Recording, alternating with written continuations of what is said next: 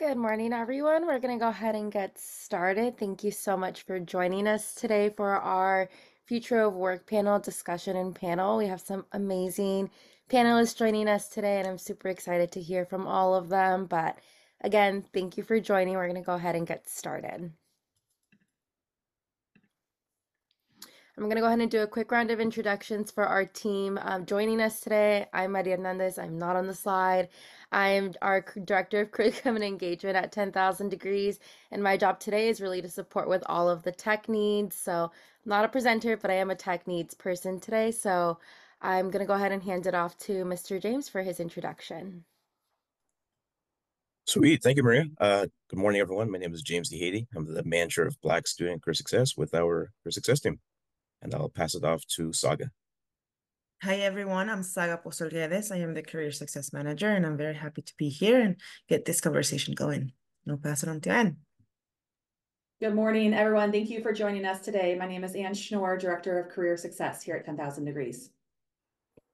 Thank you all for those introductions. They are all part of our career success team. So if you have any questions about anything career related, they're going to be your go-to people at 10,000 Degrees for both partner and student support. In case you're new in this room to 10,000 Degrees, we do want to do a quick overview of who we are. We are a nonprofit organization based in the Bay Area, and we do support students in Utah as well. But our mission and goal is to really support students from low income or underrepresented backgrounds get to and through college. We do a lot of this work through application and financial aid, knowledge and literacy, and just financial aid support. Some quick stats about where we're at and our impact is that, again, we're at 8 Bay Area counties, as far north as Lake County and as far south as Santa Clara County. And of course, our state of Utah. We partner with 44 different high schools across these counties. And our students that receive our scholarship attend up to 57 community colleges and 194 four-year and universities nationwide. So we do follow our scholarship recipients to whatever school they are attending, and we provide that to and through support. I'm going to go ahead and hand it over to Anne to kind of share with us what we're going to be going over today and to really kick off the event. Great. Thanks, Maria. Hi again, everyone. We are, again, so excited to have you joining us today. We're grateful to be in community together for what I think is going to be an informative and engaging presentation and discussion. As you know, today's session is going to focus on the future of work and how we can all best support our students with their future career goals. We will begin with a few mini presentations to help frame our discussion, and after that, we'll head into our panel to hear from our experts who think about the future of work each and every day. At the end, we'll have time for Q&A, and we will share resources with you in case you want to keep the learning going after today. Our goal today is that you leave with new information, resources, and ideas that can support your work with students and your roles in education or workforce practitioner or as a community advocate. We hope that today's session serves as a chance to take a short breather from your busy day-to-day schedules and think about the collective work that we're doing to help advance the career goals of the students and emerging professionals that we all support. Before we head into our panel, two of our panelists are going to share a few slides and highlights to help frame our discussion. First up is Marisol Cuellar Mejia, who is a research fellow with PPIC, the Public Policy Institute of California. If you aren't familiar with PPIC, they are a nonprofit think tank that focuses on a wide range of topics, including K-12 and higher education, as well as economic policy. Their mission is to inform and improve public policy in California through independent, objective, and nonpartisan research. We're so lucky to have Marisol join us today and share some highlights from her recent research report, Is College Worth It? Marisol, over to you. Thank you so much, Anne, for the introduction, and thank you so much for the opportunity to be with all of you here today. And let me start because we have very little time, so let's move on to the next slide. The next one. So the first thing that I want to show you today is how the earnings of college graduates compare to the earnings of workers with lower levels of education. This figure shows 3 points on the wage distribution. So we are showing low earners or those situated at the 25th percentile. The we are also showing the typical worker, which is the worker at the median, and also we're showing high earners, or those situated at the 75th percentile.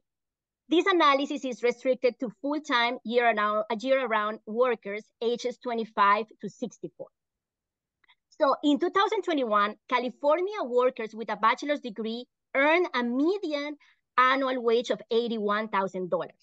But what is interesting in this figure that this figure is showing us is that even bachelor degree holders with earnings at the 25th percentile did better than the typical worker with a high school diploma, and also better than high earners with less than a high school diploma.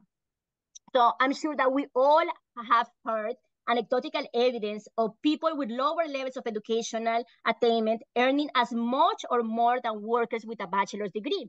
So we wanted to see for what proportion of workers that is actually the case. And in our research, we found that only 6% of workers with less than a high school diploma and 12% of those with a high school diploma earn as much as the typical worker with a bachelor's degree. So a college degree does not guarantee financial security, but for most students, it represents the best chance of achieving economic prosperity. In other words, still a college degree gives students the best chances of economic success. Next slide, please. So the second takeaway that I want to leave you with is that the wage benefit of a college degree differs significantly across majors. And I'm sure that this is not news for anybody. But for example, graduates in computer science and mathematics earn a median wage of $110,000 annually, almost double what a graduate in education makes. There is also a great deal of variation within majors. The top earning graduates in health make around $120,000 annually, twice as much as the lowest earning graduates in health. Nevertheless, even lower earning college graduates tend to make more money than workers whose higher level of education is a high school diploma. Next slide, please. Although on average, all workers see a wage premium for earning a college degree, we continue to see a gender gap in pay. This is the case at every level of educational attainment, but the gap is higher among college-educated workers. Among those with a bachelor's degree, the typical worker earns 23% more than the typical female worker, and the gap increases to 37% among those with a graduate degree. Next slide. Similarly, white workers make more than Black and Latino workers across all levels of education and attainment. Several factors contribute to these gender and racial pay gaps, including labor market discrimination, years of experience, but importantly, the underrepresentation of female, Black, Latino, and in general low-income students in the most financially rewarding programs of study, such as computer science and engineering, affect later prospects, occupations, and the earning potential of college graduates. So summarizing, college still pays off, and selection of major matter for future earnings. The earnings gap that we observe is strongly associated with major choice. Research finds that the most popular majors among low-income students pay less. But it is important to note that major selection is not fully up to the student's choice. Low-income students and students of color face important barriers accessing these high-paying majors. Also, before finishing this presentation, I would like to emphasize a couple of additional points.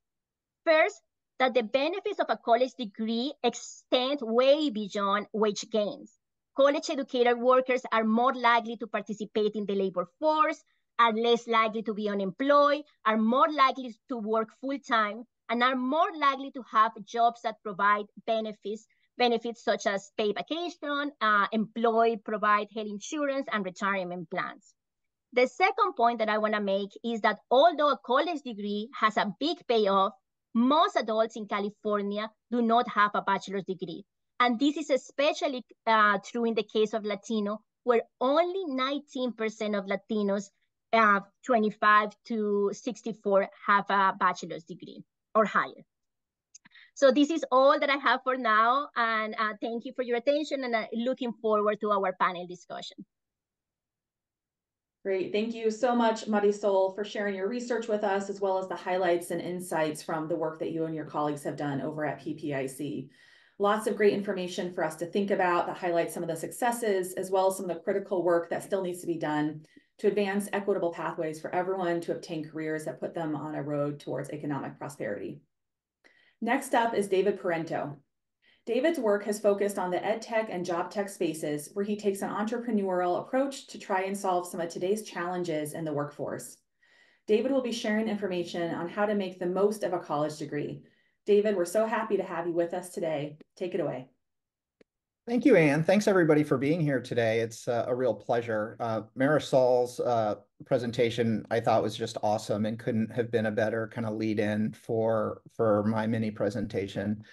And so would maybe just start out with in Marisol's presentation, one of the takeaways that I had is that there's a big range of outcomes within each of the levels of education attainment, and that includes in the college degree as well as others. And so what my mini presentation is going to be sharing are some insights from some recent studies about smart ways that students can sort of be in the best position to make the most of their degree, or this I think would apply to other educational attainment levels as well. Let's go to the next slide. So as I said before, we're going to kind of go through some like examples to share, but I also thought that this would be just a great opportunity to introduce as a resource, one of my favorite resources, which are the studies that come from Burning Glass Institute.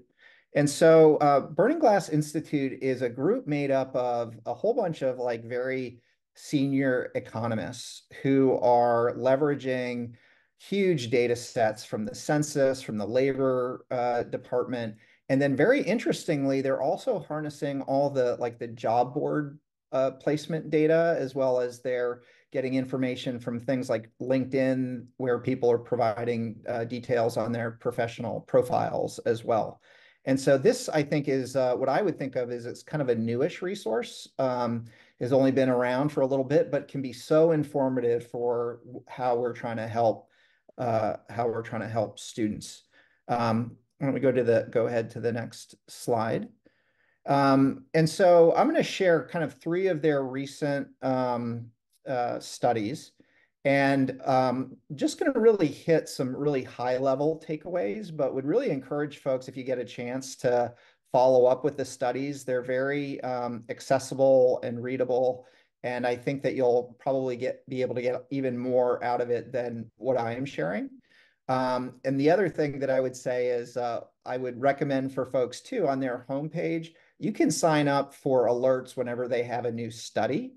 And I would really encourage people to go ahead and put it in their email and take advantage of that. So this first study is actually called Talent Disrupted: College Graduates, Underemployment, and the Way Forward.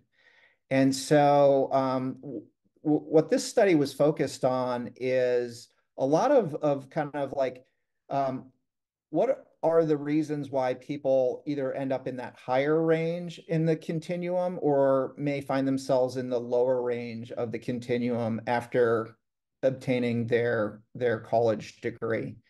And so what you see here are kind of like some of what the key things. Underemployment is a large and persistent problem. And by that, they're referring to starting out with a job that doesn't require a college degree, but you have a college degree. And really the big takeaway is that that first job is very critical. And being in a job that actually does require a college degree is the right first step that can really then persist thereafter. And if you sort of miss that first step, it can be somewhat difficult to regain your step. And so one of the questions is, well, what's the advice on how to be in that group of folks that are starting out with the right first job? And one of the key takeaways was that internships could be a very valuable way for students while they're in school to obtain hands-on experience that really matters for employers. So this may come back, this idea may come back up in our panel discussion, but I think is a good place to call it out here. Let's go ahead to the next slide. This next study was called Making the Degree More Valuable, Why the Degree Still Works, Where It Doesn't, and How to Redesign the BA to be Worth More in a Degree Optional World. And so I think the kind of the takeaway here is that businesses are starting to better understand that a college degree isn't the be all end all to understand what kind of skill and experience an individual brings. And so there is a sort of a more openness to look more broadly at what people are bringing to bear.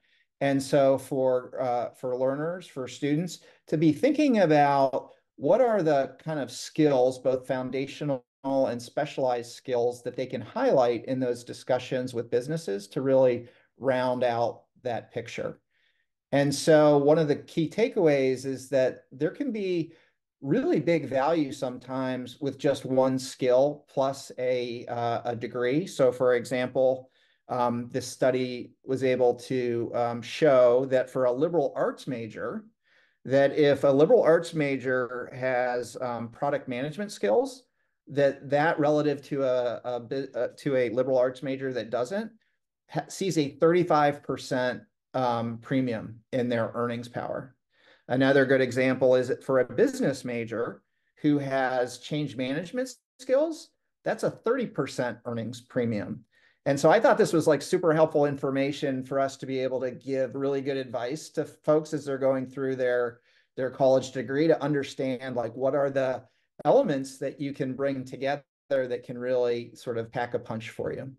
Let's go ahead to the next and last slide. This one was called How Skills Are Disrupting Work, the Transformational Power of Fast-Growing In-Demand Skills. And so I'll talk about the snapshot in a second, but one of the things that I really thought was helpful here is this understanding that all of a sudden we have the ability at any sort of moment in time to have a better understanding of like, where are the fast-growing in-demand areas? And so here's a snapshot from 2021. I think it's largely the same now, but say 5 years from now, this snapshot will probably look differently. And so this is another resource that we and students can refer to as we're plotting out sort of the future. And so I think the big takeaway here is that the areas that tend to be the fastest growing and the most demand can offer outsized returns for learners. And so as a young person who's going through an education program today, that might be a very smart way to think about like, where do I want my career to go, is to think about like, where's the demand going to be the greatest? Where do they need folks with that skill?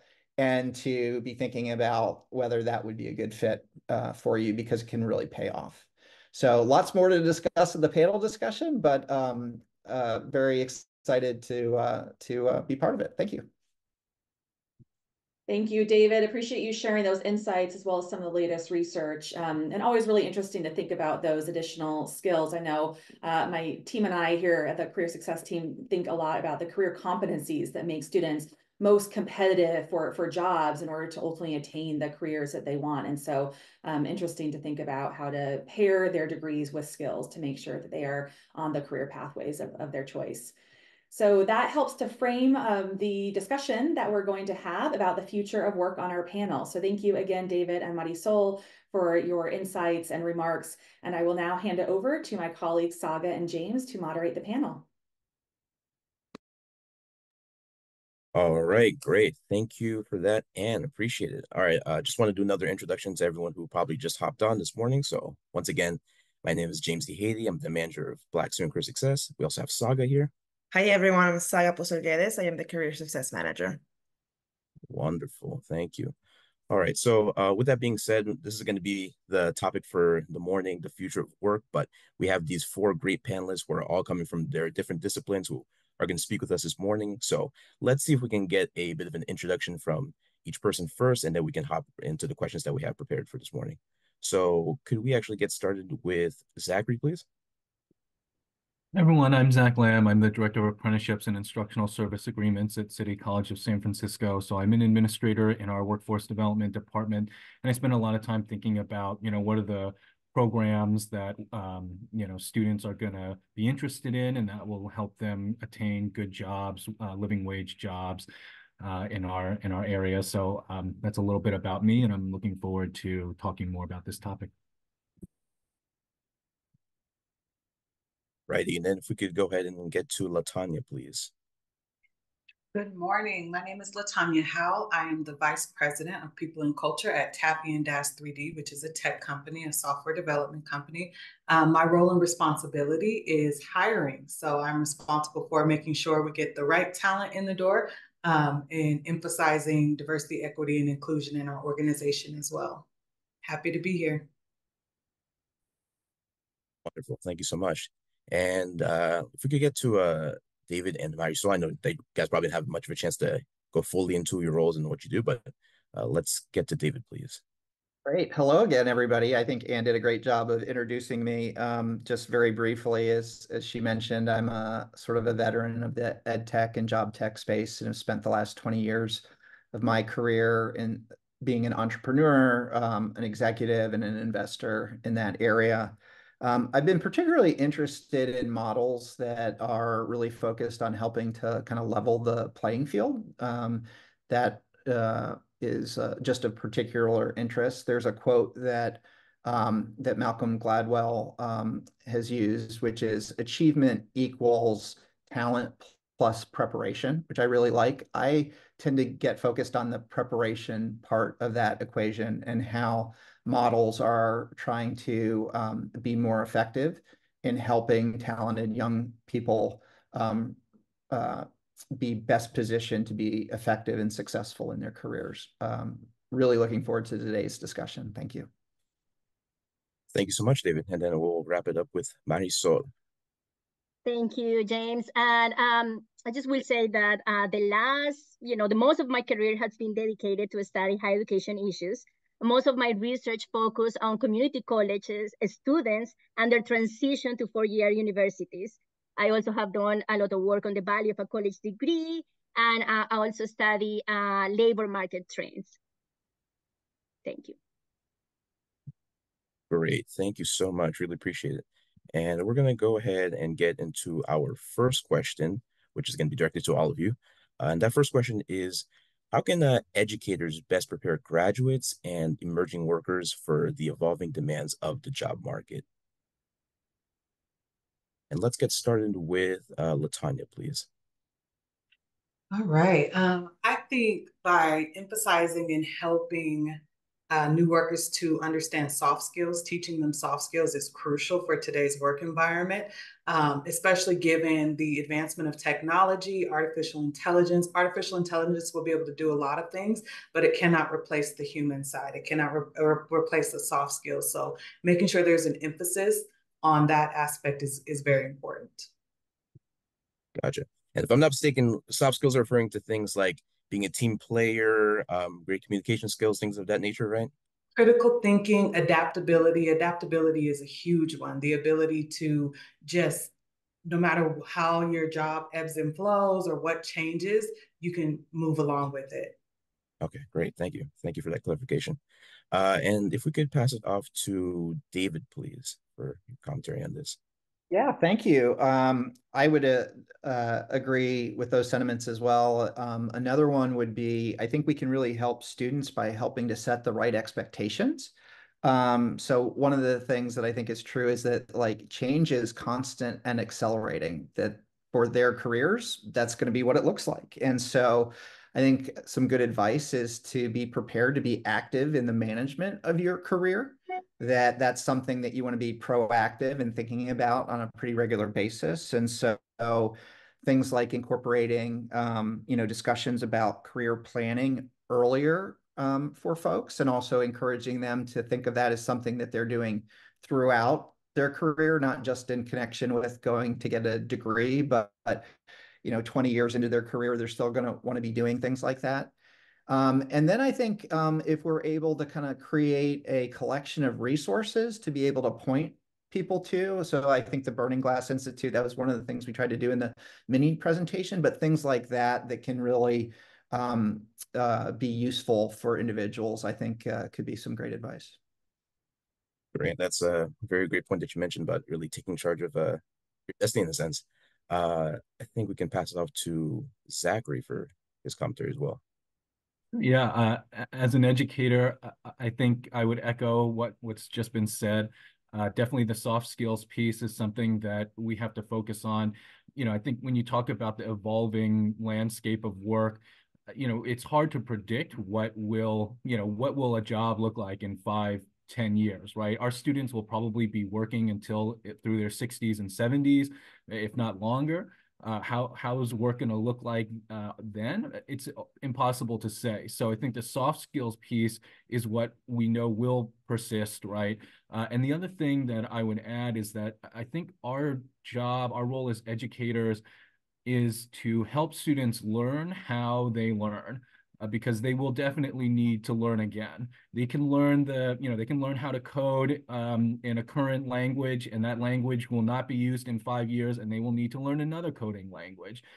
Or they will need to learn how to manage an AI who's doing the coding and they're just checking the work and directing it, right? So the best thing that we can do as educators is to help students learn how they learn and be ready to learn that next skill or that next coding language or whatever it is, that next technique that they'll need in a future job. Because honestly, it's hard to say what work will look like, right? The pace of change really is accelerating. So that's, I think, one of the best things that we can do. And then again, the soft skills will always be there for us as human beings. Cool. Thank you for the honesty about it. Soft skills are definitely prevailing so far in the conversation. And then if we could wrap it up with Marisol, please, for this question.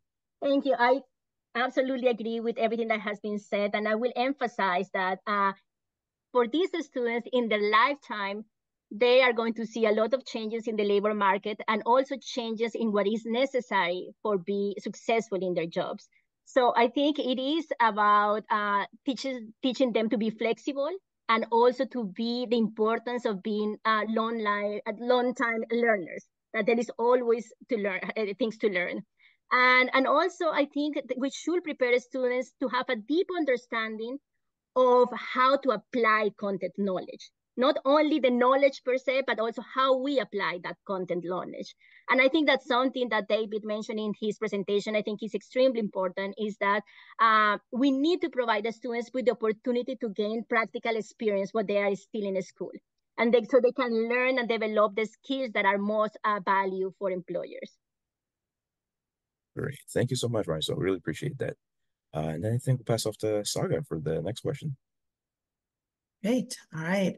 Thank you everyone for sharing. Zach, this question is for you. So tell us about your student population and some of the initiatives that you are most excited about it as it relates to increasing access to good jobs. Yeah, so our student population is around 25,000 unique individuals, fairly large Asian American population, probably maybe a little under a third of our students. Large Latinx population, probably 25%-ish. And then let's see, just looking at my notes here, we've got about 20% Caucasian. So those are our largest student groups. Our average age is probably 29 or 30. We have a lot of people kind of returning for a second career, or people who maybe went into the workforce right after high school and then now are kind of getting back into education. And I would say in any given semester, probably 75% of our students are working at least 20 hours a week, and many of them are working full-time while they're attending City College of San Francisco. So that's a little bit about the student population that we serve. In terms of initiatives that I'm really excited about, I'm so glad that David mentioned internships. I think those are really critical. So one thing that we've just started doing are what we call micro internships. So a lot of times students, maybe they're already working, they don't have time to do a full-on internship, but they can do 6 weeks, a couple hours a week, just to get some exposure to a field, to develop their network, right? They're being supervised by someone in the field. And they're making a stipend, but it's a little bit more manageable for those students who have other obligations. So that's something that we've rolled out maybe 2 years ago that we've had a lot of success with, in addition to kind of our traditional internships. We're also experimenting with mentorship. And again, our students, they don't always have time to kind of seek out a mentor on their own and meet with them for coffee and, do the kind of traditional mentorship thing. And also, it takes a lot of confidence really to go out there and ask somebody to mentor you, right? It can be a really intimidating experience. So what we've tried to do in a recent initiative is integrate mentorship into existing project-based courses. So, for your coding class, you have a final project where you create some kind of like product demo, right? Well, instead of just doing it on your own or with the guidance of the instructor, we can pair you with somebody from the field, and that person kind of mentors you through the project. It's nice for the mentors because it's kind of a defined time, right? You're just working with this one student for a semester. You don't have to commit kind of indefinitely. It's this many hours per week, right? It varies from class to class or project to project, but it's kind of a more defined bite-sized commitment on the mentor side. And for the students, again, they get a contact in the field. They get some real feedback from somebody who knows the industry and who can really tell them, this will work, this won't. Why don't you try it this way or that way? And, our hope is that these relationships will continue beyond the end of the project, but, they don't necessarily have to. So that's one area where that's really exciting. And the last thing I'll mention is the traditional apprenticeship model, I think, has worked really well for the tools and trade sector. So, we have a plumber's apprenticeship if you want to learn how to be a plumber, and, it'll take 5 years and the work will pay well, but it'll be really kind of, ebbs and flows of the construction industry, right? So what we're trying to do now is take that apprenticeship model that pairs classroom time with on-the-job training under an expert, and the whole thing is paid. And we're taking that apprenticeship model and applying it to areas outside of the traditional tools and trades. So we just rolled out our IT operations specialist apprenticeship, where people learn how to do IT work. We 2 years ago, I want to say, we rolled out our community health worker apprenticeship, which has been very popular. We have one for early childhood education, and we're developing more. So taking that traditional apprenticeship model, but applying it to areas that maybe haven't seen an apprenticeship before, so that students, again, our students need to work as soon as possible. So they're paid while they're in the training program. They're doing the classroom work and they're doing on-the-job training, which, ideally they reinforce each other. And at the end of it, it leads to a well-paying job. So that's our goal, and that's something that we're continuing to develop, that I think our students are really responding to. So those are some of the things that we're doing that get me really excited about our work. That's awesome. Well, thank you for sharing all the opportunities that you're giving to the students to kind of gain some experience, right? The mentorship, apprenticeship, and internships and micro internships. And let's all be for paid internships, right, for our students. So thank you for that. I'm going to jump to the next question for you, Latonia. So in what ways are new workers prepared for the world of work? And what do you see as areas where new workers are struggling either in the hiring process or during their first year on the job? Yes, so I think they're definitely prepared through technology and understanding how it can impact their work and how to incorporate it into their work. Areas where I feel as though they're maybe not prepared, it's that lack of real world experience, like we're talking about. That's where opportunities like the mentorship, apprenticeships, internships come into play. I know, especially for human resources field that I work in, there's a lot of folks who obtain higher degrees for human resources. And then because they don't have the experience to back it up, they're having a hard time getting a job that's not entry level in the field. And I think that probably applies to several other industries as well. I also think the art of networking, if you will, is kind of becoming lost as well. You know, our younger generations, they have grown up with tablets and technology in their face all the time. So the ability to go up to someone, to initiate a conversation, to attend a networking event without your entire friend group there, right? It's becoming harder. That impacts their ability to make connections and to really engulf themselves in whatever industry that they're working in. The other thing I think that they're not prepared for is managing expectations when it comes to career progression. There is, you know, everybody wants everything right now. I just got my degree. I graduated on Friday. Monday, I'm expecting a new title, a raise. That's not realistic in the work industry for many fields, right? And so it's just understanding that things do take time and it's not a popcorn reaction to everything, like everything's not microwavable. So. Thank you. It's funny that you say that. So my team and I, we did a training yesterday on AI, and one of the speakers mentioned the microwave generation, that it's instant. It has to happen right now. And I think with the new generation, yes, things happen quickly for them, but it doesn't mean that in the work field, that's how it goes. So thank you for sharing that. And I took that. I'm like, I'll make note of that. So thank you. All right, Marisol, this question is for you. This is a two-part question, so I'll ask you the first one and I'll jump to the second one. In our sector, we often talk about helping students and workers get good jobs from a policy perspective. What is considered a good job? This can be largely subjective, but what are some factors overall that we as educators may consider when helping students find a good job? Thank you, Saga, for that question. As you mentioned, definition of what constitutes a good job vary, including adequate and predictable wages, benefits, stable schedules, worker protections, positive work environment, the potential for advancement, and other features. However, I think a good job is also relative to where you are in your career. For a recent graduate, it is important to evaluate job opportunities not only based on the immediate benefits, but also based on the potential to contribute to their long-term goals. So it is about balancing short-term gains and long-term vision. For a recent graduate, gaining practical experience in their degree and that aligns with the skills that may be more important in the long term than a higher starting wage.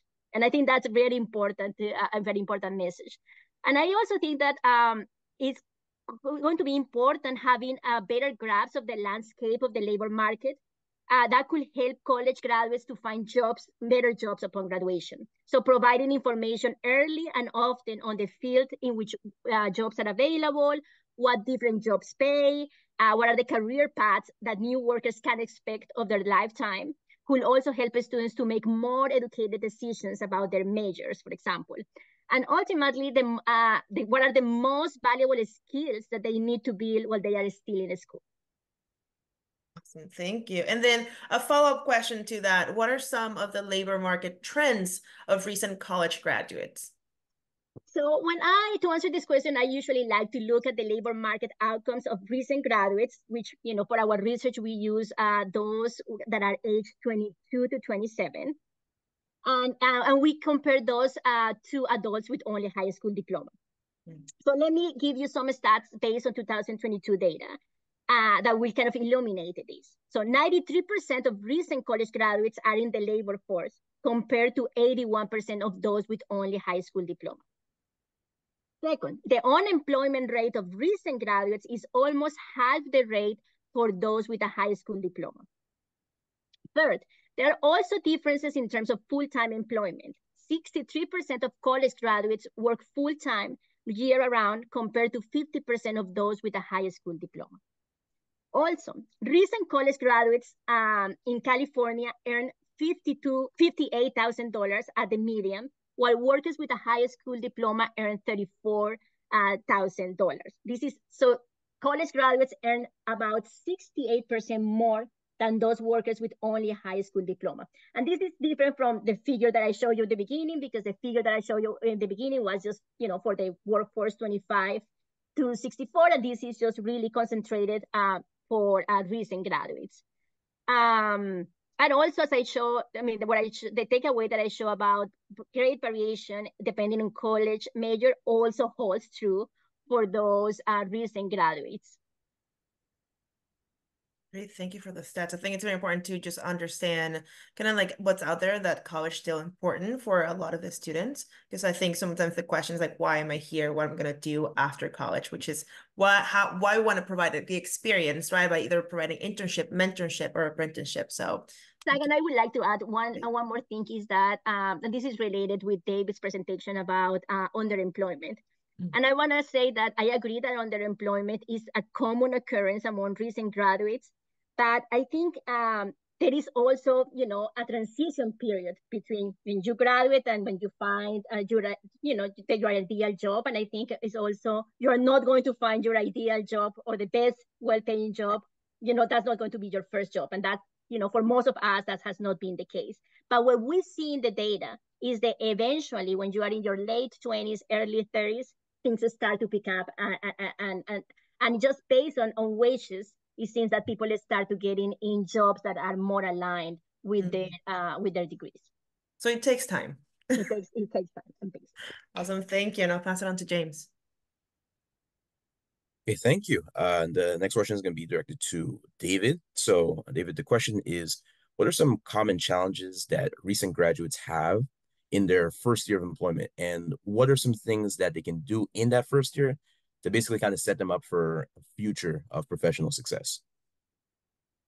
Great question. And I'm going to build a little bit on what Marisol just said. I totally agree that the sort of, I think one of the thoughts for folks is to sort of is to bring as great urgency as possible, but also have some patience to know it's going to take as long as it takes. So it's sort of that idea of like, you want to be very proactive and to be careful not to be too sort of passive. And so that sort of brings up the point that I see a lot of, sometimes the challenge is just like the expectation of what it's going to be like once you get that first job. And for a lot of individuals, there's sort of this thought that I don't think matches the current world anymore, that organizations are spending a huge amount of time thinking about training me as an individual, figuring out what my pathway is going to look like, that they're going to come tap me on the shoulder when at each of the right moments in my career to just make it easy for me to like figure out how to progress.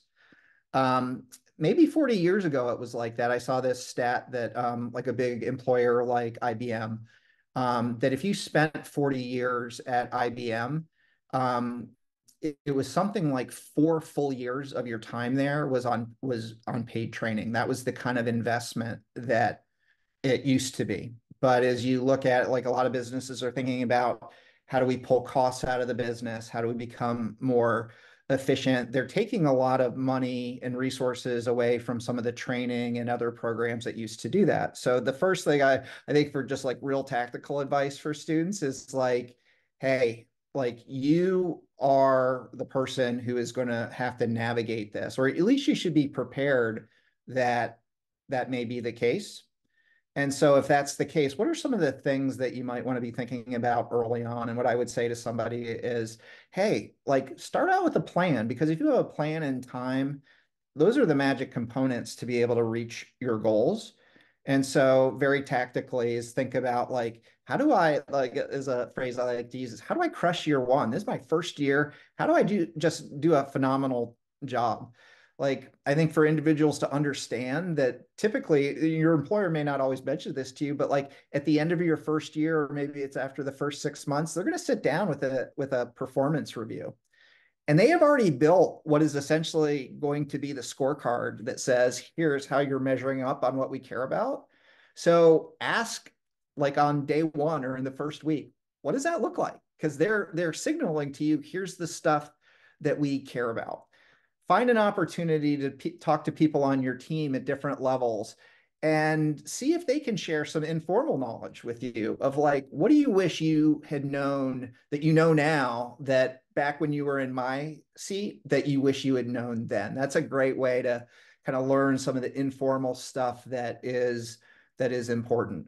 I think one of the things that Latonia said about sort of the popcorn generation, I think that I hear that from businesses all the time as well. And so even related to that, I think early on is thinking about like, can you identify what is the typical career pathing from where you're at? And to really try to recognize like what changes, like for each role, like what is the type of experience or ability or responsibilities.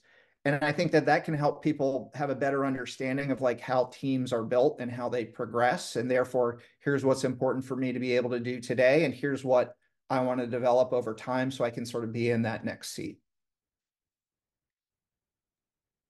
Wonderful. Thank you for that. I really appreciate it. Yeah, I think the common theme that you said there is that basically everyone needs to kind of be proactive in, what's coming up in their future. So taking charge of, the future is always a great thing. And with that being said, we're going to move on to our next question. And this is concerning AI, which we know is something that has been coming up a lot recently, especially in the last couple of years. So the question is, in what ways will artificial intelligence impact job opportunities, and how can workers prepare for this shift in the workforce? So with that being said, let's get this started with Zachary, please. Sure. So actually, I'll piggyback off of some of what Marisol was saying. She talked about the difference in wages, for college degrees versus, high school.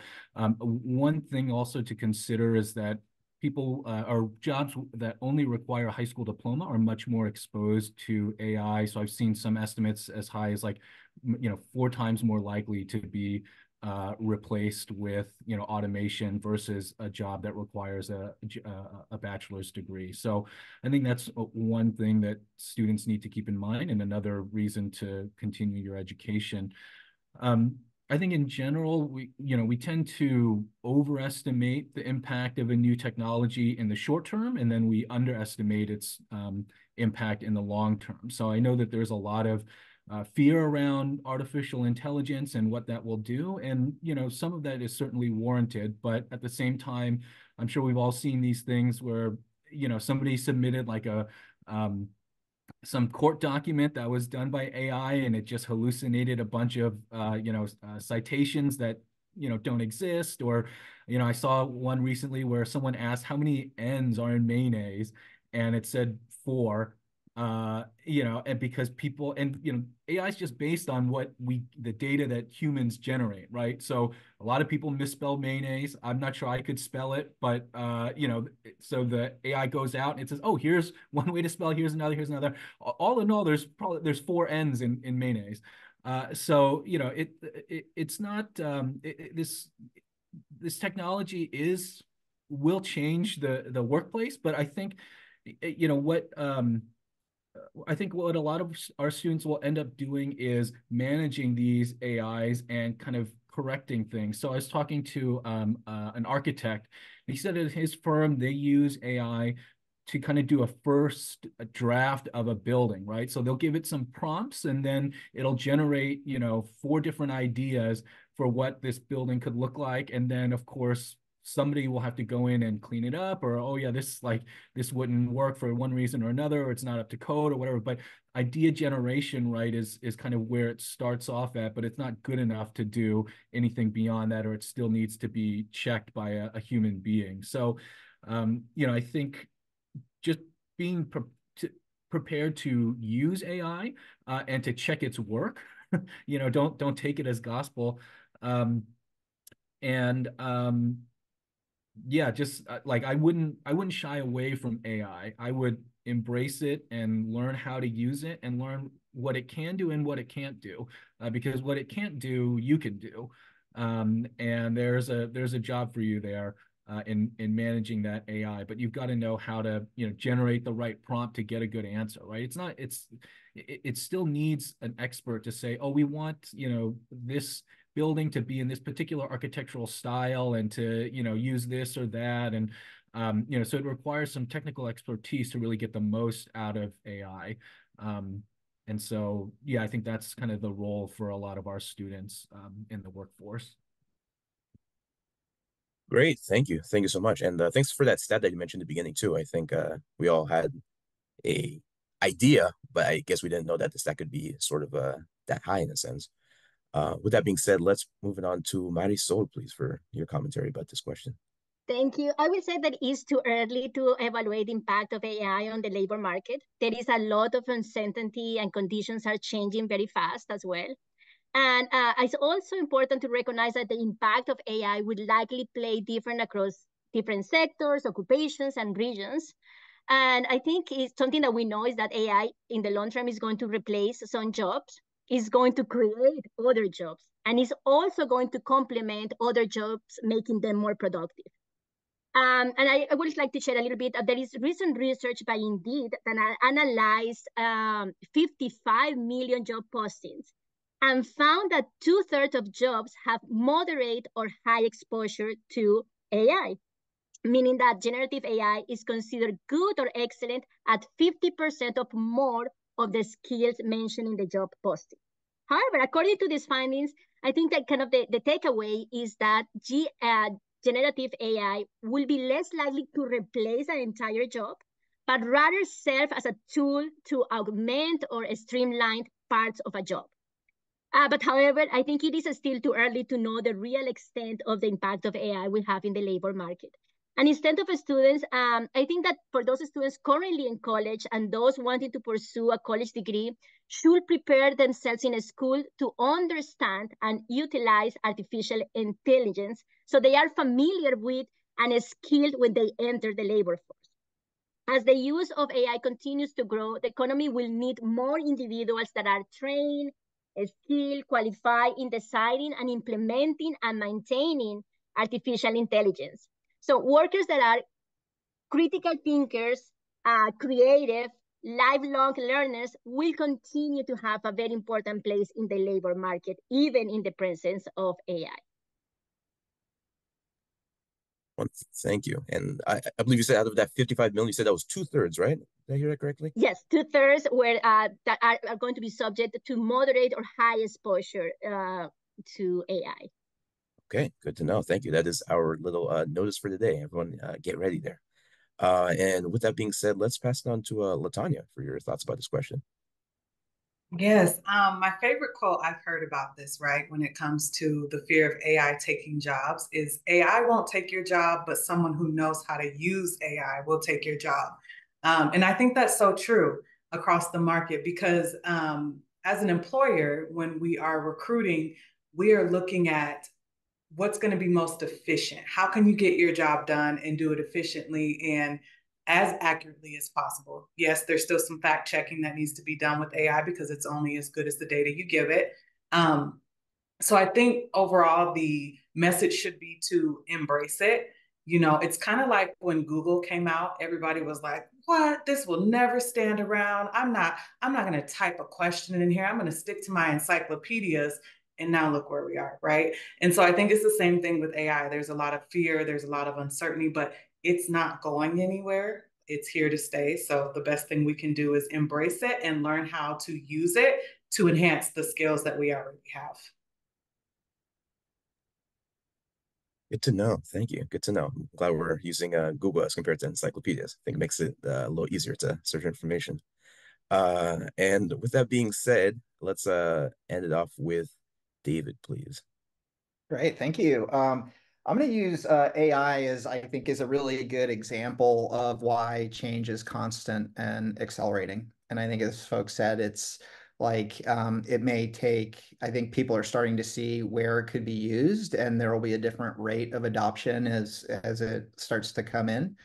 And so I think for an individual, one of the questions is like, how do I sort of make sure that I can still provide value no matter the different twists and turns that may go. And I think this came up earlier, but agree with it completely. Sort of this idea of soft skills, and hear people joke, and I think that's right, is that it shouldn't be soft skills because they're hard to develop and have. I've sometimes heard them referred to also as durable skills, which I thought it was a good name too, of this idea that like it just provides regular and constant value for an individual, but things like the ability to learn, ability to process new information, growth mindset. So the idea of like having grit, really going after things and persist till you're successful, technical aptitude, initiative, problem solving, things like that. That's where I think for an individual is like, it's a good idea to look for opportunities to develop and demonstrate those skills, because I think if you can help a business understand that those are things that you can bring to bear, they'll see that you're kind of have that nimbleness that allows you to sort of be effective in a lot of different roles, no matter how the future plays out.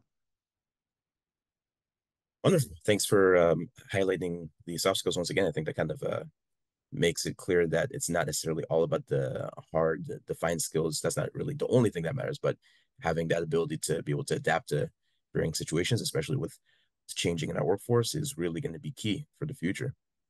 And with that being said, we're going to move on to the next question, and this one is directed towards Zach. And the question is, are there any trades that you think may sort of quote unquote fizzle out in the foreseeable future? And alternatively, are there any trades that you think will continue to have a high need for workers? Yeah, so I think there are industries that are probably more exposed to having their work replaced or augmented by AI, right? So we think of like hospitality and food service, if you've seen the robots that will take your order, right?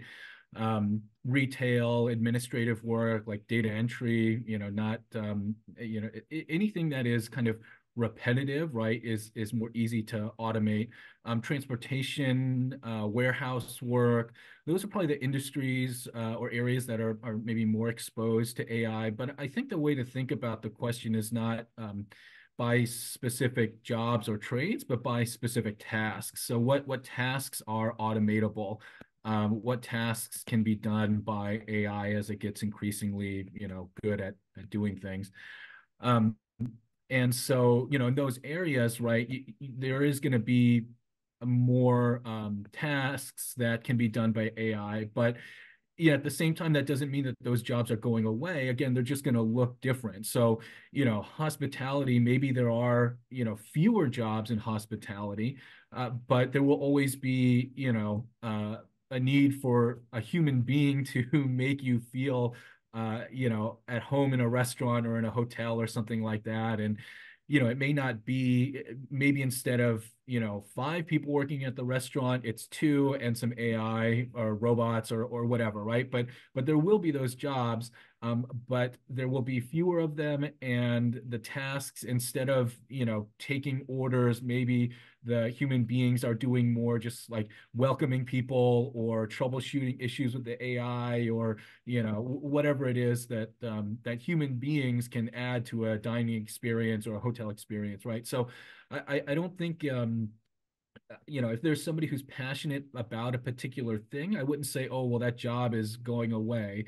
Um, but we need to be honest about, well, some of it might look different, right? And I think that's the way to think about it is specific tasks will be automated. There will probably still be a role, but what's the job demand going to be like, right? If there's, even, radiologists, we might not need so many radiologists because AI can look at your scans and, it'll do 90% of them correctly. And, radiologists can just check them all and make sure everything's good and maybe handle the 10% that are, more questionable. So, there's, I think it's important to tell students that, you have to think about what the job demand will be like and what the tasks will be like and how those will change. But I wouldn't say that anything is going away. Um, and in terms of things that are, will continue to have high need, I mean, knowledge work, creativity, things that require us to be our most human selves, right, are things that AI will struggle with the most, and that will be the work that's left to us to do. And in some ways, that's really great, right? I mean, we had a whole, I mean, the labor movement started as a way to protect human beings from being treated like machines. You're going to stand on this assembly line for 14 hours and rotate this widget 90 degrees and attach this thing, and you're going to do that repetitive motion for 14 hours straight, and maybe you'll get a lunch break and you're not going to get paid very well, right? So, I mean, in some ways, we're taking away that work, and what will be left on the optimistic side is the stuff that we are the best at. The challenge is that we haven't been able as educators to find a way to give everyone the skills that they need to do that kind of work. And we've had an out for ourselves because we've had these factory worker jobs and other jobs that still paid well because of the labor movement and the gains that unions have been able to secure, but those are going away. And so there really is a challenge for us as educators to prepare all of our students for that kind of knowledge work. And that is a tough challenge, but something that we've got to do. Great, thank you for that, and thanks for the reassurance too that it's not all things that will be lost. It's going to be more of us working alongside AI. So it's very reassuring. Appreciate that. And let's pass it off to Saka. All right, Tanya, I think this will be a great kind of continuation of the conversation for this next question. But let's imagine 10 years from now, what will be the same and what will have changed as it relates to seeking work and hiring employees? Yeah, so some things are not going to go away, like your basic job search practices. Interview skills, you'll always need those. Sorry, AI can't help you with those, right? I think even resume writing, while AI can give you a draft of a resume, you're still going to need to be able to go in and explain what it is that you've contributed to these various roles. And networking, there will always be the need to network for career progression, for job opportunities, you name it. I think what will be different is the technology-driven recruiting. This is why it's going to be even more important for you to be able to have interview skills and to be able to express what it is that you contributed to a workplace in your resume, because a lot of companies are starting to use AI as an initial screening of applicants, right? And you can be kicked out if you don't know how to list it appropriately. I also think, again, a greater need for soft skills and especially emotional intelligence.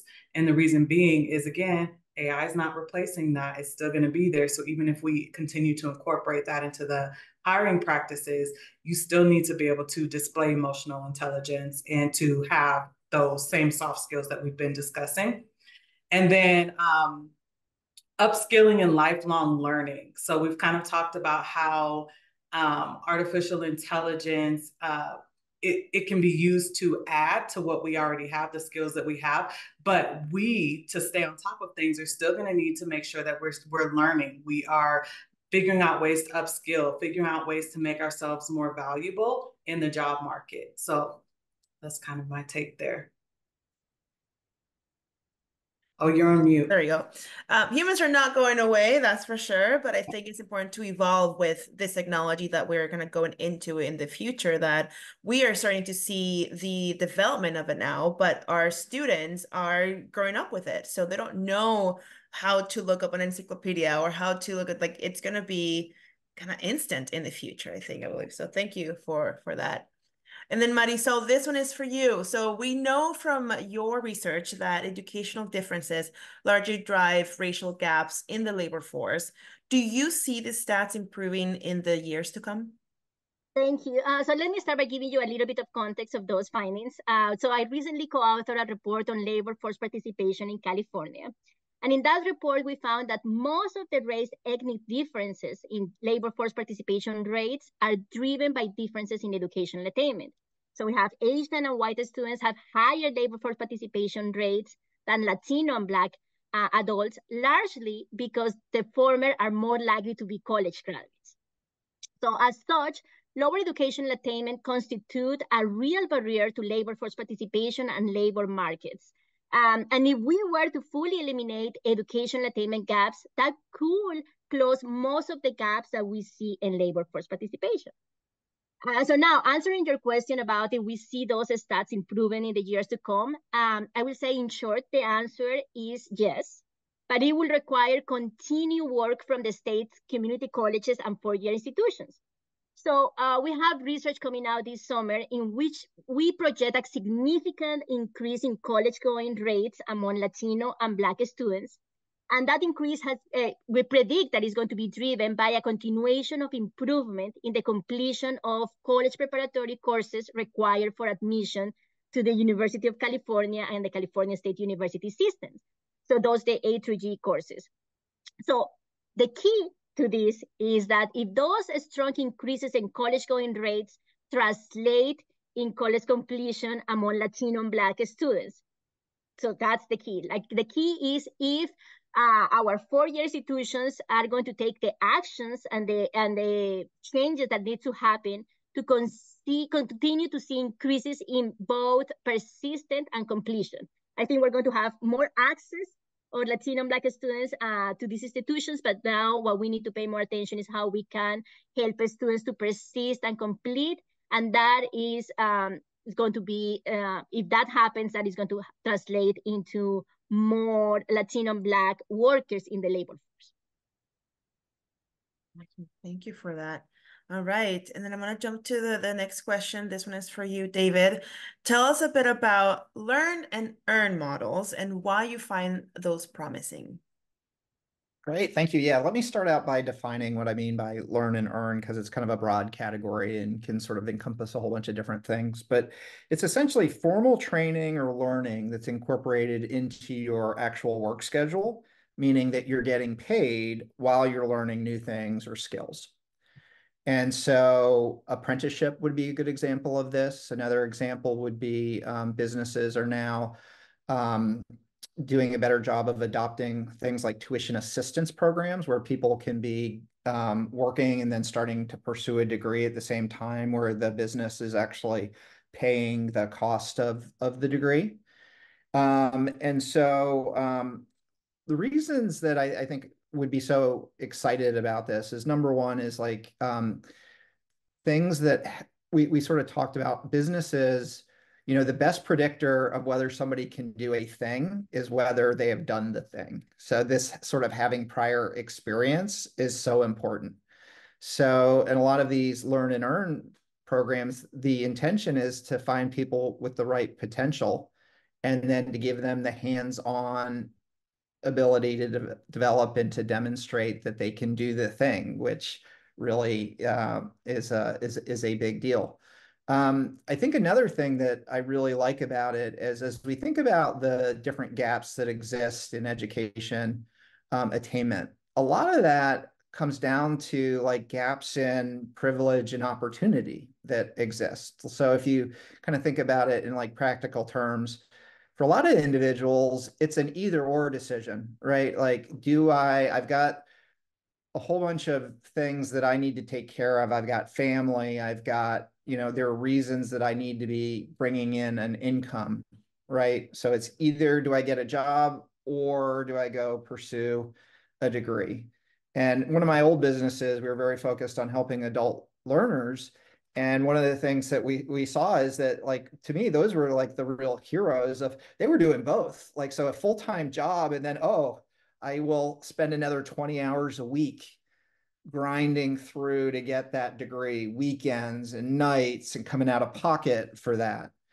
And so what I really like about these learn and earn programs is that rather than either or, it's a both, right? You're in the paid job. Your business cares about you developing those skills, is paying the way for that. And then you have the environment that you can put those sort of learnings and skills to practice.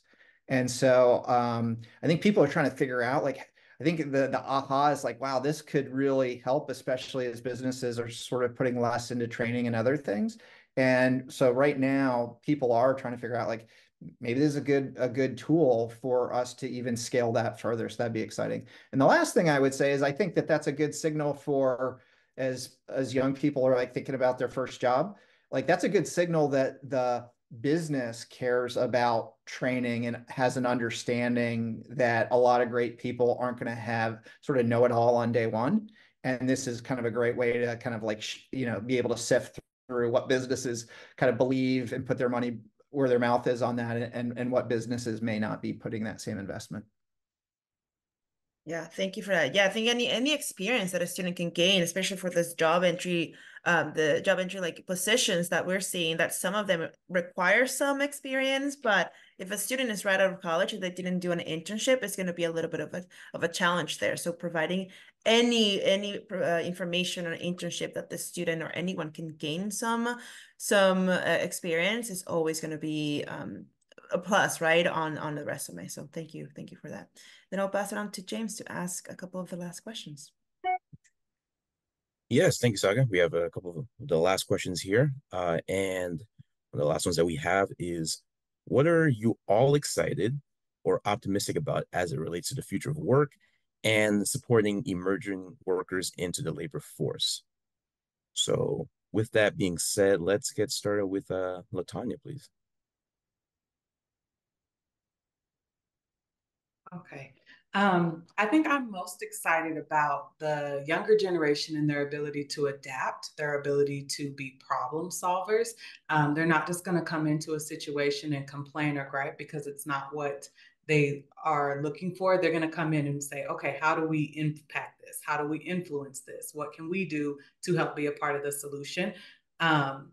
I would also say I'm excited to see an emphasis across the country when it comes to women in the workplace and the value of women in the workplace and encouraging women in leadership roles. I'm really excited to see that. I think that's very hopeful to what the future of work can look like. Well, thank you. We're excited to see that as well. Then let's pass it off to Marisol, please. Thank you. So I think I'm more excited about, I totally agree, about how we adapt to the changing conditions, not only, emerging workers, but, all of us, how we are going to adapt and change to the new demands of the labor market. And I also am excited to see and optimistic to see how institutions change in response to the new demands of the labor market. Educational institutions, how law also change in response to these changes. And also, I think lastly, I'm also excited about a more diverse labor force. So now we have, because of demographic trends, mostly, we're going to have a more diverse labor force moving forward. So I'm excited to see what that brings. So sort of a follow-up question to that, Marisol. In terms of the diversity of the workforce that's coming up, do you have an idea on stats in terms of what that is looking like demographically? Yeah, so right now we have, for many years, Latino. So California is a minority majority state, which means that Latino are the largest demographic group in our state, and that is just continue to increase. We have most of our students in the K-12 system are Latinos. So I think in the labor force right now, it's probably like 52% of workers are Latino. And we're seeing, that's kind of the group where we have seen the largest increases. Okay, great. Thank you so much. And then if we could go to Zachary, please. I think one thing that I'm really excited about is AI's potential to level the playing field. I mean, we've talked about the downside of, maybe an AI can do the work of graphic designer, right? But on the flip side, if you are, an entrepreneur and you're starting your own business, maybe you don't need it to hire a graphic designer, and you can have AI do that, or you can have AI do some simple coding for you or something like that. So on the one hand, it will impact, there will be fewer jobs, but on the other hand, it will create jobs, and it will allow people to, I think, have a lower level of expertise and still generate a good graphic design or a good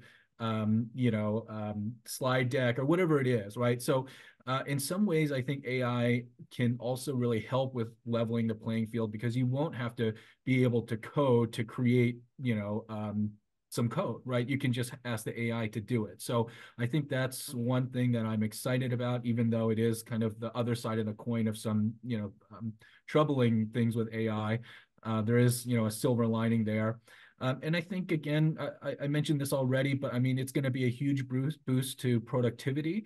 And it's going to allow us as workers to focus on the things that humans are best at, to, be creative, to think about things from an ethical or philosophical standpoint, instead of just kind of focusing on, moving widgets and attaching, objects and whatnot on an assembly line. So in some ways, I think AI will make our work more humane, and that's something that I'm excited about too. So yeah, those are some things I think will be net positives. Thank you for those positives. Really appreciate those. And then if we could wrap this question up with David, please. Thank you. Great. I would say that I'm really excited about the sort of new amount of attention and resources that are going into the intersection of learning and work. And so what I sort of building off what Zach said, I think that's an area that can really help level the playing field. So if you think about it right now, like how does one navigate between college or when they are entering the workforce? That can be like really hard to sort of navigate. And so one of the things that I've always felt is that, that's sort of a like starting right out can be, not fully fair, is like somebody might have within their network parents or an older brother or sister who are making those decisions easier because they have their own experience, can just kind of reduce the cognitive load to sort of make the right call at the right time, versus somebody who may not have that might feel like, they have to reinvent the wheel every time. And so I think the good news on this is that we're developing more coherence in this area, that's what digital is really good at, is like, how do we capture that so that people are not having to reinvent the wheel, that we're giving them the right information at the right time. And I think that if we can effectively do that, that really could make a difference in leveling the playing field. So that is my hope for the future. Love it. Thank you so much. Really appreciate it. And with that being said, basically just kind of launching into our final prepared question we have, basically to you all, is there any sort of final thoughts, information, or any advice that you'd like to share with the guests that have joined us this morning?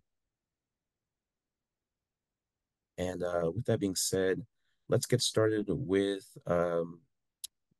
Zachary. So are we doing kind of final words and resources, or are we talking about students who are graduating soon and maybe anxious about the job search? I think with that being said, I think it can be, I think we could direct us towards our guests who are working with these students. If you want to make a mix of it as well, feel free to do so. Sure. Yeah. Well, I had, my sister graduated from City College recently, and then is now graduating. She transferred to UC Davis and is graduating now. And so this is timely and relevant to me. I'm trying not to give her too much advice, but I have a lot of thoughts. But I think the main thing is just to be intentional with your time. Your time while you're working can be, you can be very intentional with it, right? Asking, you can ask for exposure to something that you want to learn, or maybe a role that you want to do in the future, even if it's not necessarily in your job description. You can ask to maybe just have coffee with somebody who's in that role or something like that, right? So you can be intentional with your time in your job, and you can be intentional with your time outside of your job. If you can afford to do that, you could volunteer for something, or just be learning, right? And then I think long term, you've got to think of yourself as a lifelong learner, because you will have to go back to school. That doesn't mean that you're going to go back and get a master's degree and then get a PhD, et cetera, et cetera. But a lot of our students are coming back and they're just, they've got to learn how to use Tableau, or they need to learn how to code in Python or something like that, right? So they're coming back to us and they're just taking one class, and they're in a job, but their job is asking them to learn a new thing, and they need some help with that, so they come to us. So think of yourself as a lifelong learner and be intentional with your time. And just the getting the degree is not the end, right? It's just the beginning. You will be learning things, whether that's through a formal system like a college, or on the job training or whatever. You will be learning again. And so be intentional with your time, try and learn as much as you can, and be prepared to maybe come back to the classroom in the future. Thank you for that. Definitely always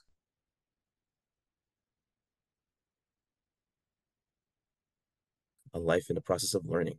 With that being said, if we could move on to Marisol. Thank you. I will say I couldn't agree more with what Zach said about that the college degree is not the end. That now that is where everything begins. And that I think it's all about, we saw that, on average, for the average individual, a college degree pays off, but there is a lot of variation. And I think it is up to you to really complement what you learned in college with the skills, other skills that you're going to need to be successful in a job, and also to try to find opportunities to get experience and to kind of really improve the outlook that you're going to face after graduation. And yeah, I think it is that college degree, despite of everything that the students are hearing right now about, maybe it's not that worth it, things are going to change. I think what I see in the data day to day is that college degree still gives you the best odds of economic success, but it's all about how you use it. Definitely. Thank you for that. Appreciate it. And then we're going to wrap it up with Latanya and David. So Latanya, please, if you give your final thoughts about this. Yeah, the job market is tough right now. So as you're working with these students who are getting ready to enter the job market, encourage them to make sure that the interview process is just as much about them as it is about the company. Yes, they may need the job. They may be interested in what the company is doing, but the company also needs the right worker just as much. So negotiation, right? Making sure that just don't settle for pay, but negotiate, have the conversations. Nobody's going to stick up for you if you don't stick up for yourself. Closed mouths don't get fed, however you want to say it, but make sure that you encourage your students to make the job interview as much about them as it is about the company. Thank you. Appreciate that. Closed mouths do not get fed. Very good point. Very good point. And then if we could wrap it up with David, please. Thank you. Great. And I think I'm just really going to build on what has been said previously, but I thought it was just great. And so the couple of bits of advice is just embrace change and lifelong learning, which I think we have heard. I would advise people have a plan. Like, it doesn't have to be a perfect plan. Like a plan will start to help you understand like how you want to calibrate or iterate or what have you, but having a plan is a good start. And then sort of building on this idea that it's like the destination is not the degree, it's not the first job, it's I think think of it as like it's not the destination, but it's really the journey that matters. And to really embrace that aspect of it, I think could really, serves you well. Thank you so much, David. Really appreciate that. And with that being said, that is the end of the prepared questions that we had. And we are basically getting towards the end. So we're going to go into some of our resources in closing. So I'll pass it off to Saga to take care of a few things. I also want to make sure that, we get you out of here on time, but if there are any burning questions that you might have, feel free to either unmute yourself or put them in the chat. We still have a little bit of time. But if you don't have any question, we can jump into resources, but I see one hand is being raised. So Nidia, feel free to unmute yourself. Yeah, hi. Thank you for all the good words and advice. I just had a question to maybe David and Marisol about underemployment. I know that that's a big thing in first generation / low socioeconomic status individuals or students. How can we prepare students to get over that hurdle so that that is not the case / we can prepare them if they are underemployed to get to a better tracking of employment? I'd be happy to jump in first, Marisol. The couple of things, like while somebody is in their degree program, we talked about internships. I'd like really encourage folks to examine that. That can be a huge assistance on a lot of different sort of dimensions to get people kind of used to being into that setting, getting hands-on experience that employers are really looking for, and to helping them make connections. If the timing is such that somebody is already at the end of their degree program, kind of the internship's not as viable, sort of be specifically looking for some of these apprenticeship and other earn and learn opportunities. I think that those are also just really good, reliable pathways into that role that really does make use of the degree and gets that person on the right trajectory. So those would be my two bits of advice. Thank you. And I will add, I know that what the Burning Glass research shows is that kind of your first job has really a big impact in your trajectory. But I will say, don't let that be the case. We know for different circumstances, students have to take jobs that maybe, they just cannot wait and find for the perfect job, right? They need to, they need to pay bills, or they need to go to the job that they have. But what I will say is that don't let that first jobs define your trajectory. You can do, while you are having a job, and maybe it's not your ideal job, but you can look for volunteer opportunities. You can go to a company and say, do you need to pay me? I have my job, but I want to come a few hours and learn from you, and be proactive about those things. And I think we need to be realistic. And I think, underemployment is common and has always been common. It's not something that is new. And eventually, like if you have this goal, students are going to be able to move to jobs that pay what they deserve and that they are in line with their degrees. So that's my call. Like, don't let that to be a dismotivated factor. If that happens, if you end working your first job in a restaurant, it is fine. That doesn't need to define your trajectory. But if you, as David mentioned, you have to have that plan that said, I'm only working here, for the time being, but I have my eyes in these other jobs. Awesome. Thank you, David, Marisol, and thank you, Nita, for that great question. Anyone else have any burning questions? You put it in the chat or raise your hand. If not, we're gonna move along. All right. All right. Well, if you can show love to the panelists, either by hearts or applauses or an emoji that you can put on there as well. So that way we really want to thank all the panelists here, because they've been great, and just I've learned so much as well. So thank you. So with that being said, we're kind of near the end of the presentation. We are going to go back to the PowerPoint for some resources and close information. Next slide, please. I do see someone has their hand raised. Oh. Maybe they have a question. Let's see. Oh, Camille. Thank you. Thank you. Hi, thank you so much. I feel like I learned a lot.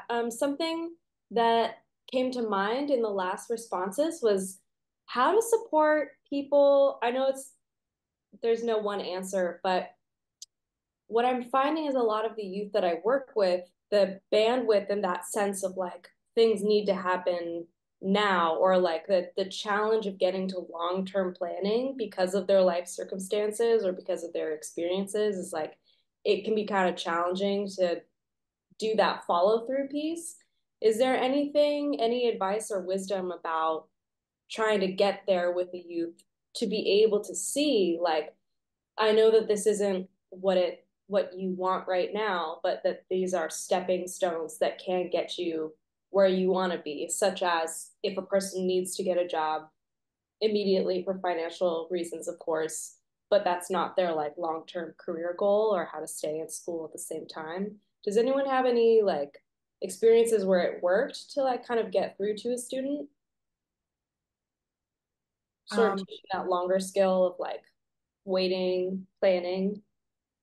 Yeah, I have something to add to that. I think that's where the power of mentorship comes into place and sharing specifically your own journey because I'm pretty certain most of us had the stepping stone experience, right? So sharing that is powerful to get people to understand and see. I would add too that where I've seen it kind of work well with individuals is like I think we all kind of struggle with like taking a little bit of a break to kind of look at the big picture, and that can be a good place to start. And then sort of as you're saying is to understand there's a lot of different paths to get there. You don't have to take the perfect path. There's a lot of different winding roads. And I think that that's the value of sort of knowing where you're going is that you can connect the paths to get you there. If you don't sort of take the time to identify like here's where I want to be with like some real concreteness to it, it can be hard to just by sort of coincidence ending up there. I'll add, before I was in this role, I was a WIA case manager and then a WIA program manager. So I've had that I've had that conversation with some of my students, and I think the first thing I'll say is, part of that is on the college or the educational institution to create a clear pathway for progression and to help students understand kind of where they're at in their career journey. And one thing that I always found helpful was you start with money. Like, okay, here's the program that you're in and the job that it'll prepare you for. Here's the job that you could be doing in 5, 10 years, right? And here's what it pays, right? Which is going to be a lot more, and then kind of work backwards from that. Well, in order to get to that position, here are the steps that you need. Here are the skills that you need. Here's the maybe additional education that you need. But wages, I think, speak to students, and I mean, students aren't that different from us. Wages speak to me too. So I think that's how I've had some of those conversations. And then, I think the college, for us, we need to also develop these earn and learn models so that students don't have to be so concerned with getting their basic needs met, or we need to partner better with CBOs to make sure that those basic needs are met so that they have the bandwidth or capacity to think more long term, because it makes sense, right? If you're not sure where you're going to sleep, that night, then you're not really going to be thinking about 10 years from now, what kind of career do you want to have? So that's a little bit on us too, for sure. Thank you. Thank you, Camille, for that great question. And then one more question that I see on the chat that I don't want to miss, and this could be more of just let me know what you think. What are some best online job sites for college grads? Anyone can take it. The one I'm most familiar with and where I recruit a lot from is Handshake. Mm. I think that's a really good platform for students and grads, actually. Thank you, Latonia.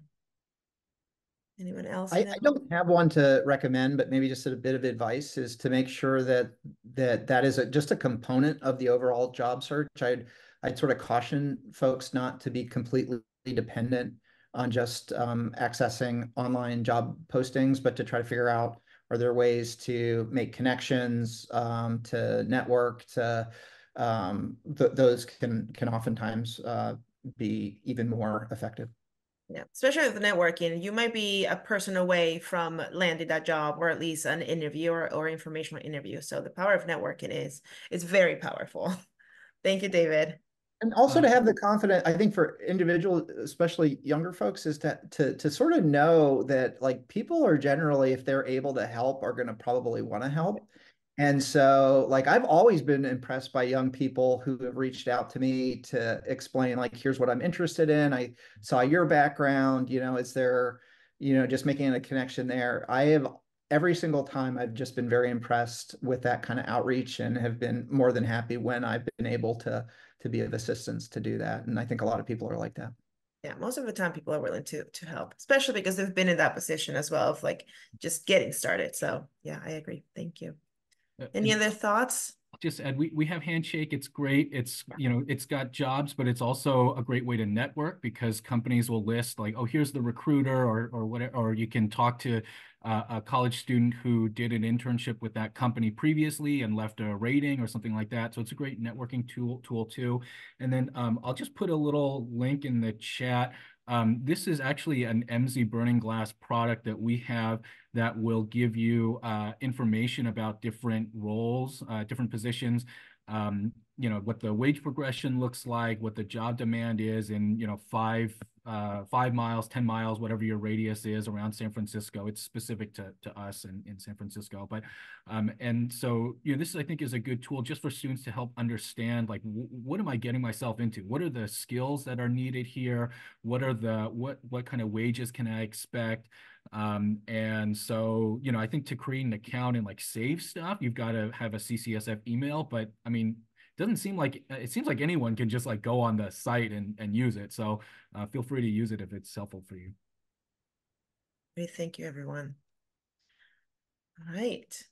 Right. Well, again, thank you, everyone, and thank you to the panelists for the just amazing opportunity you gave and all the information, knowledge that you have that you were able to share. So we really appreciate it. Again, show love by putting an emoji, either applause or whatever is it that you want to put out there.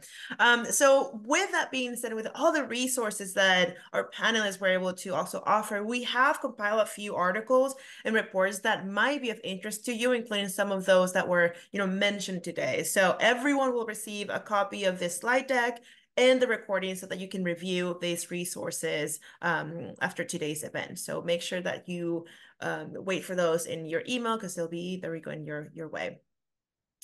And then also for the next slide, here are some groups that are focused on college, career, and workshops, equity and access. So again, if you work with students, college students, or really anyone that's wanted to kind of get the career started right off the bat, these are some great resources that you might want to read upon or share with your students as well, because it's always good to gain knowledge on like what's out there when it comes to resources and how it can help them. And then next, this is always really exciting to talk about. So this past year, our career success team was really thrilled to launch the career success website that we designed especially for our students population. The website contains advice and bite-sized tips for students as they prepare for and to launch their career. So in addition to the 9 resources topics already listed, we will have, and we'll be adding pages for students with disabilities, neurodivergencies later this year, in addition to financial wellness page, because it's something that we always hear from our students that they need and want. So the site is open to the public, so feel free to provide this site to your students. Use it for yourself as well to get a little bit more knowledge and see what's out there. There's some great articles on there when it comes to like jobs and internships and how to write a resume, because we all need that, especially at the beginning. And so again, feel free to share this with your students, to use it for yourself. So again, this is always really exciting information because it's all the information we have gathered into one space instead of having to go and Google or put it on AI, because humans did this, not AI. I will say that. So yeah, thank you everyone. And again, it's been great just having this conversation and having the panelists again one more time. Thank you so much for taking the time out of your day. Zachary, you're a new dad, so we understand that you might have a baby with you too. So thank you for being here and just taking the time out of everyone's day to attend today's panel and conversation. Definitely want to say again, thank you so much to everyone who attended. Thank you to the panelists for your insight. Really great commentary on all these different topics as it relates to the future of work. Also want to say thank you to Maria Hernandez, who helps our process with the trainer series and helped with the support for today's session. And panelists, thank you so much for everything. And with that being said, we are basically done for today. And we hope that everyone has a great rest of their day.